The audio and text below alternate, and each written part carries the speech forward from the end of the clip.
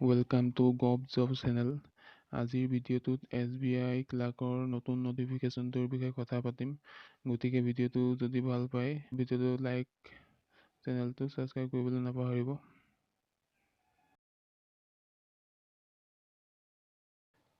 Preliminary examination জুনত হ'ব, কিন্তু ডেটটো দিয়া নাই।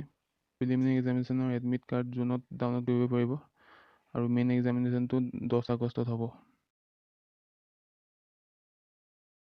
SC, ST আৰু পাৰ্চন উইথ ডিজেবিলিটিৰ কাৰণে এপ্লিকেশ্যন ফিজ 125 টকা আৰু জেনেৰেল কেণ্ডিডেটৰ কাৰণে 750 টকা হ'ব।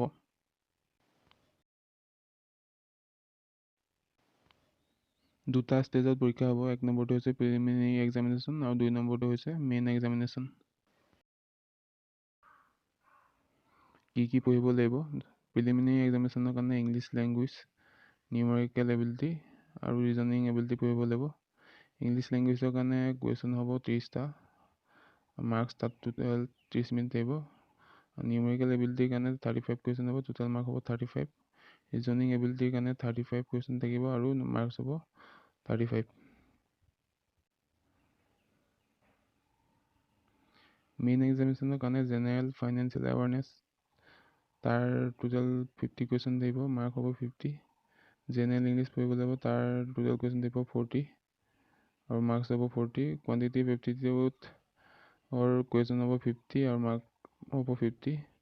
ৰিজনিং এবিলিটি আৰু কম্পিউটাৰ এপ্টিটিউড, তাৰ কাৰণে কুৱেশ্যন থাকিব 50 আৰু মাৰ্কছ হ'ব 60। Number of question, total number of question হ'ব 190 আৰু টোটেল মাৰ্কছ হ'ব 200। এক্সামিনেশ্যন চেণ্টাৰটো অসমত থাকিব ডিব্ৰুগড়, গুৱাহাটী, যোৰহাট, শিলচৰ আৰু তেজপুৰত।